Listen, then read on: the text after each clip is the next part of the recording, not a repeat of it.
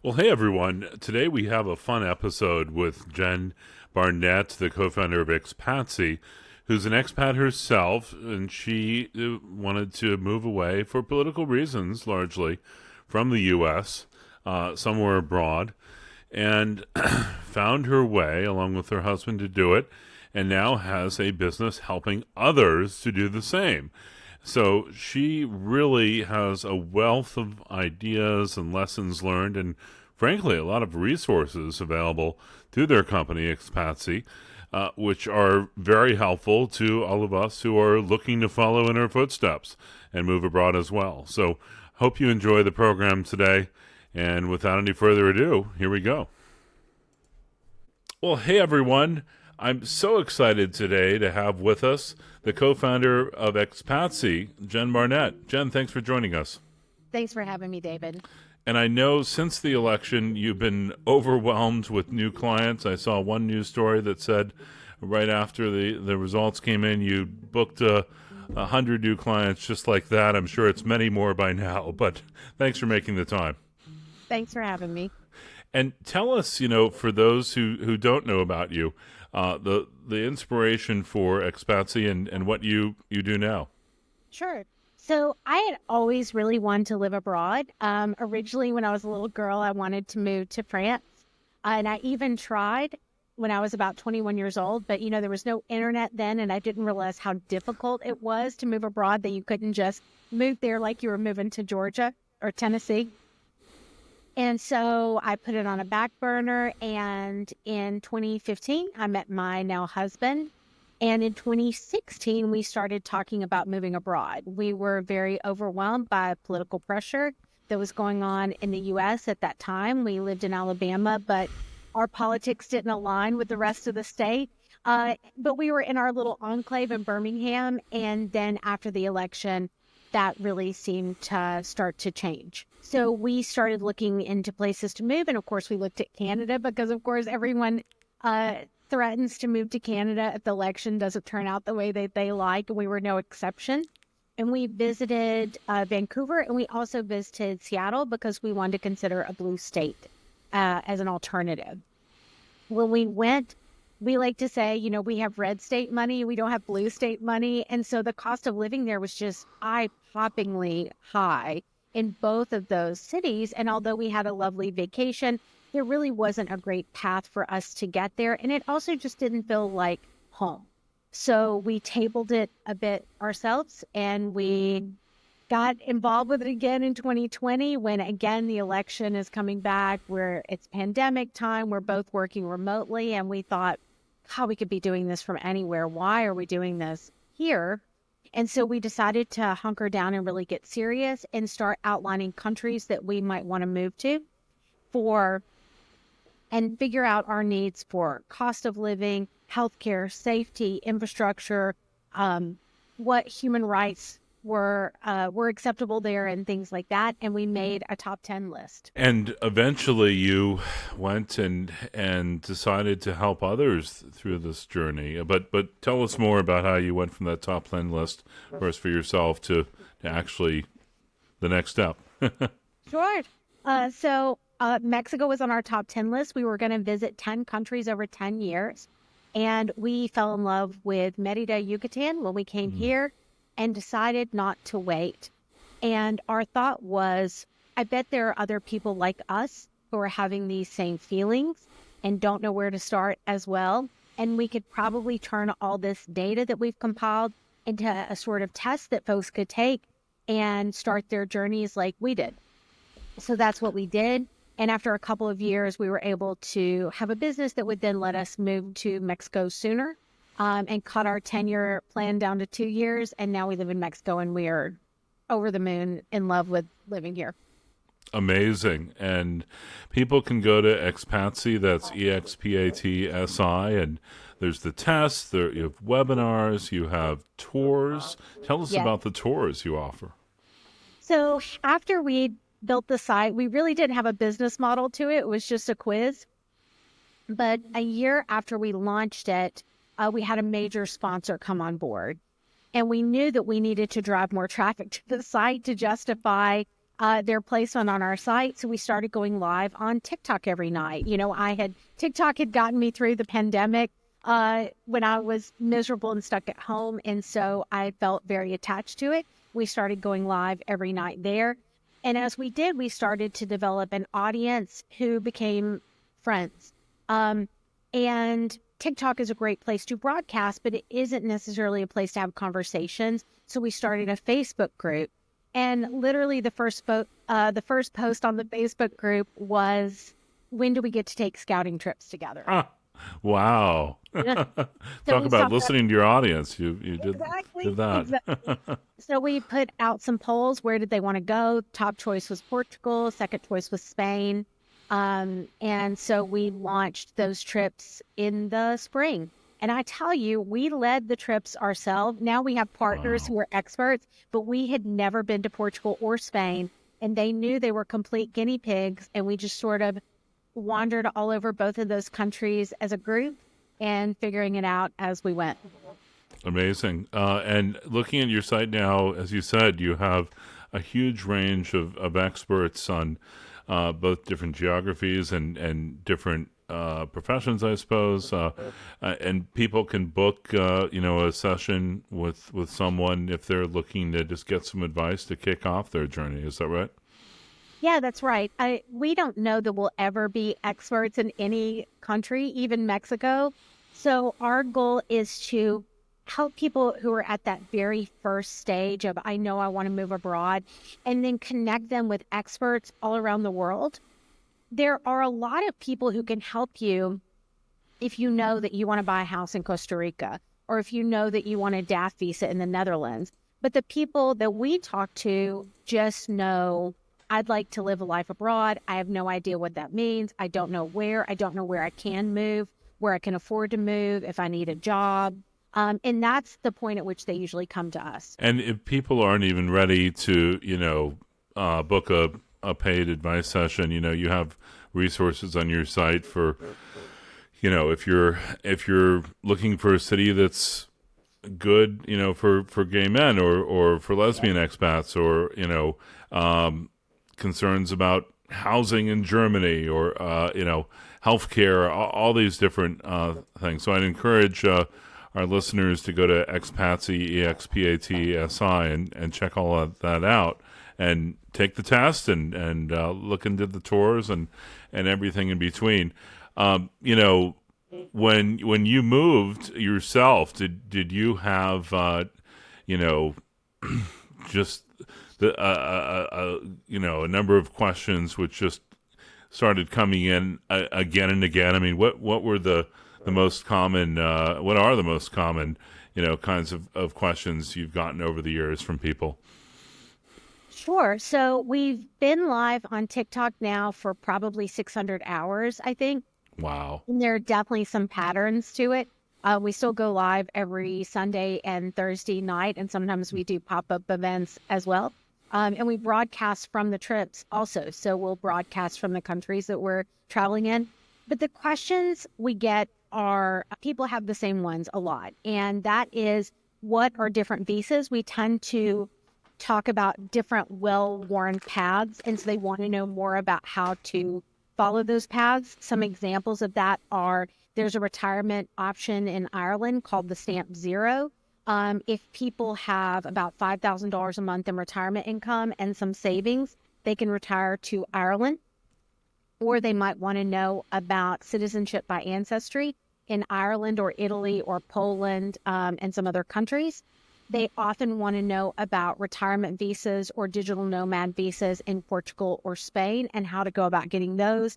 And then they like to know how to move to Mexico, which there are a variety of options. They also want to know about their special needs. So whether they're moving abroad with a disability, or because they have a trans child, or as someone who is LGBTQ or a person of color or a woman. So they have questions about that. And then they have questions about certain thresholds they need to meet to qualify to move abroad. Let's do just a gut check right now. I mean, do you think people are right to have the sense that maybe they joked before about moving to Canada or something, but now it's it's going to be a whole different ball game in 2025. It really is time to make that move. So Brett and I are evangelical. And if people aren't familiar with that term, we were raised in evangelical culture that is incredibly oppressive and stressful. And that was in a different time. We're from the 70s and 80s, and it's much more stringent, I think, now than it was even then. And there are people who thrive in it, without a doubt. And the people who thrive in it, that they go on to stay members of it and so on. But for those of us who feel oppressed by it, who don't agree with it, it is a prison. And so we actually started to research before even the election, because the fact that Trump was nominated was a bridge too far for us. Sure, and I think sure. that we're kind of canaries in a coal mine in that way, because you just start to feel these walls close in. Or if you think about the third act of a horror movie, when you think that the heroine has gotten away and the killer catches up with her and starts to pull her back in, that was the feeling that we had. And that's, Handmaids, we weren't watching Handmaid's Tale yet or anything. Oh my God. So for us, we are glad that we moved when we did. It definitely helps us now to have a little bit of ability to compartmentalize what's going on. Although, of course, we feel a strong desire to help other people. Now, we absolutely thought that Kamala would win the election, and that people would get back to their move abroad plans afterwards, but not with the sense of urgency that they have. Right. And I think that math is different for everyone. And ultimately, we would rather have democracy than the business. We would rather that we're wrong. Yeah, we're rather that we're wrong and that everything is fine and we just get through it and whatever else. But for me personally, I think that there is a boil that's got to pop, because there doesn't seem to be any way around it. I compare it to, toddlers who want to touch the stove, and we've pulled their hand and pulled their hand and pulled their hand. But all they see are meanies who, keep them from their touching the stove rights. And I think at this point, I don't know what to do but for them to touch it. And then maybe we'll have some clarity in the future. But for now, we're here to help folks, whether that's for a few years. Do you know about this 4-year cruise? Yes. So whether it's folks who want to be gone for a few years and hope to return home, or people who want to stay abroad. But I do think that aside from what people are moving away from in the U.S., there's also an incredibly high quality of life abroad that I don't. That's the exciting thing, which helps to focus on. I mean, so many people right now, I think, are just in despair, and rightfully so. I mean, we're patriotic Americans. We love America, but there's a sense things are falling apart. It's not just as the fact one is losing everything. It's also that there's so much exciting to look forward to. I mean, I grew up with a dad in the State Department and lived in Europe and Africa, and just had such incredible experiences as an expat abroad. Tell us a little bit more about your favorite things about being an expat. I mean, favorite, give people a reason to be hopeful here and not just despairing. For sure. So, over time, the number one reason people who take the Expatsi Test say they want to leave is for adventure and personal growth. That number has changed over the couple of weeks, but I think that people will go back to that.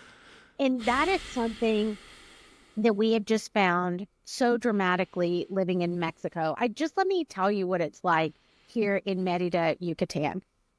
So for one thing, when we first came down on our first scouting trip, it was during the pandemic, but it was late in the pandemic, 2022. And it was very stressful at home because family and neighbors were so ugly about social distancing measures and masking, for example. And when we came to Merida, 100% of people had a mask on correctly. Wow. And again, we're coming from Alabama, so it was already. At one point, we were on a flamingo preserve. You couldn't get more remote. It is a place that is ecologically protected for flamingos. We were on a boat in the middle of this lake, and there was a man on a fishing boat by himself, and he had his mask on. And that just made me realize Wow. how community oriented people were. Mm, The mm, sign said, I'll take care of you, you take mm. care of me, and we'll take care of each other. What a And concept. Oh my God. exactly. And that's been borne out. We live in a neighborhood. We thought we were the only Americans, but we spotted two last week. But we're in a WhatsApp group. And so Mm. whenever the cats needs neutering, the street cats need neutering, we all chip in and pay to have the cats neutered. In Wow. Alabama, there was a woman neutering cats and she got put in jail. Oh You know, God. yeah. So there's just some common sense to things. On Halloween, we had trick-or-treaters. Of course, I got roped into the committee because I'm a subject matter expert because trick-or-treating is new here. Right. And so we had 60 kids. The parents came by. Everyone was in costume. And just the camaraderie, and togetherness of everyone, it's just magical. And don't even get me started on the food. One of the things that people say that they miss most when they leave the United States, literally the number one answer is Mexican food. That's right. So answer is move to Mexico. That's a solution. Exactly. I feel like we cracked the code. Um, we take Spanish classes and we've started Cantina Club with our fellow classmates in Spanish class. So we try different cantinas and, of course, the cost of living is lower, which is Yeah. tremendous. We have a Yeah. startup to, it extended our runway dramatically to not have to spend quite as much on food. Amen. Amen. So it's huge. And And what about, so, I mean, you mentioned one key advantage of Mexico, but where are some pointers, perhaps you have resources on your website or perhaps this is part of the test you want to highlight, but how can people start to narrow down that, top 10 list of countries they're thinking about, whether it's Canada, Mexico, the UK, France? I mean, people have to be practical, right? We all like to think our American passport can take us anywhere, but that's as a tourist. When you're actually thinking of residency and even citizenship abroad, it's a tougher game, and there's going to be a lot more competition, right? For sure. So your passport absolutely can get you abroad as a tourist almost anywhere in the world. But if you want to move abroad, it is a series of steps. We think there are 6 steps to moving abroad. The first is ideation, and that's kind of fantasizing about where you might want to go, what your life might be like. And that's really where the test comes in. It's, certainly don't take your first country on the list and move there immediately, but it's a good thought starter. And especially if you're moving as a couple or as a family, to compare notes. Weather was really important to me. Time zone was very important to Brett and being in proximity to his family. And so you can see where there's overlap and where you have opportunities. The second is exploration. And we think that is visiting the places that are on your list and seeing in real time if they really work. When we went to Canada, like I said, it wasn't home. And if we had made that move without truly exploring it as locals, we would have been very unhappy there. And exploring as a local is different than going on vacation. You run errands, you attend meetup groups, you try to participate in your hobbies and things like that. Third is planning, and that's a matter of really coming to terms with, do I have what this country needs, as opposed to, does this country have what I need? And that's where you find out if you can go. There are always, every country takes students. Every country has some form of skilled work that they need people to perform. But if you want to go as a retiree or as a digital nomad or as an investor, those are certain paths.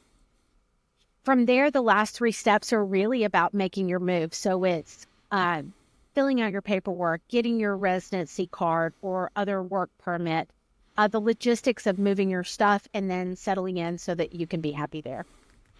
And let's say someone's sitting here listening to this and they know they absolutely do want to move abroad. They don't know where. They don't know how.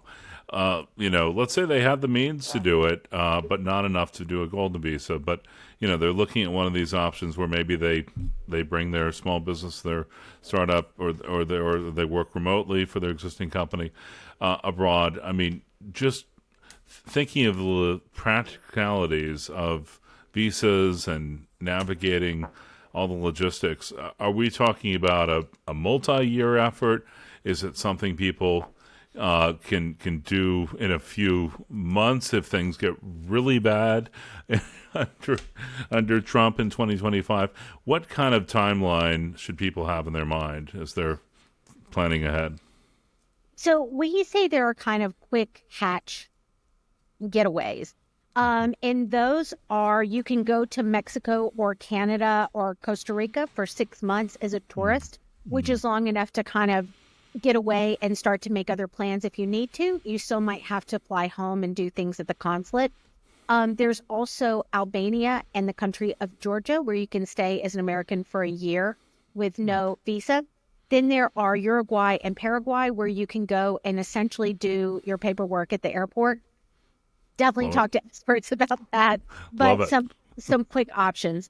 For more challenging options, if you have the means, about 6 months, if you're really ready to go. And that's a matter of, for example, if you're set on Portugal, as a lot of people are, you need to have a lease in place before you go to the consulate. Also, if you're on the West Coast, the consulate has a month-long backup, and there's just no way around that. So you need to get your appointments as quickly as you can. If I were someone on the West Coast and I wanted to move to Portugal, I would make my consulate appointment tomorrow. And then let's say that appointment is 3 months out. You could accomplish everything you needed to in about 3 months to be ready for that appointment. And does one want to start talking to, experts, immigration attorneys, or, what are the next steps people could do? Go to expatsi.com. Yeah. Are there books? Are there other YouTube channels that you recommend as well? Just Googling things. I know there's Henley and Partners and Global Citizen Solutions, all these resources for golden visas out there. What are some of your favorite resources to give out to people just getting started? Not AI. Not AI. Please do not go ask AI. It is wrong every time. I'm sure that at some point it will be correct, but at this point in time, it is going to give you bad info.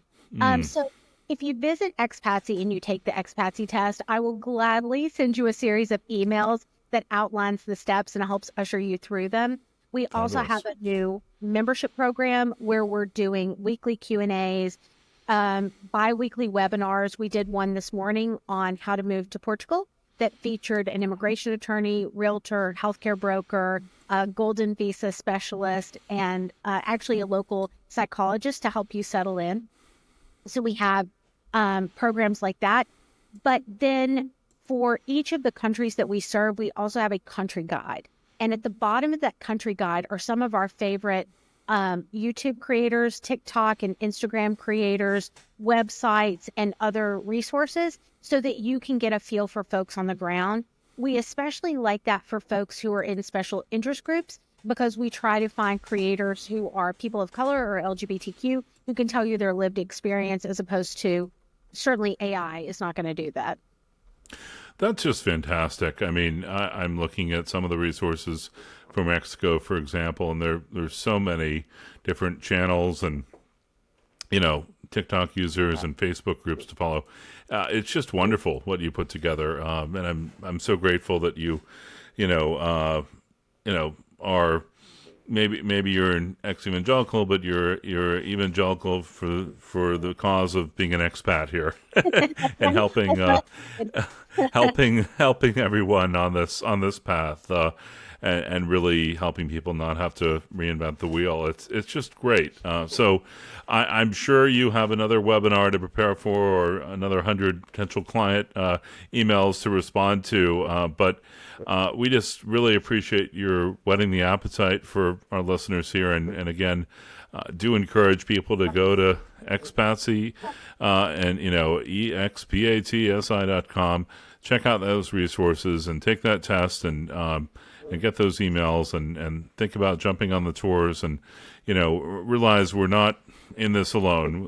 There are people like you who are helping make the process easier. And for that, I thank you very much, Jen, indeed. Thank you so much, David. Thanks for having us.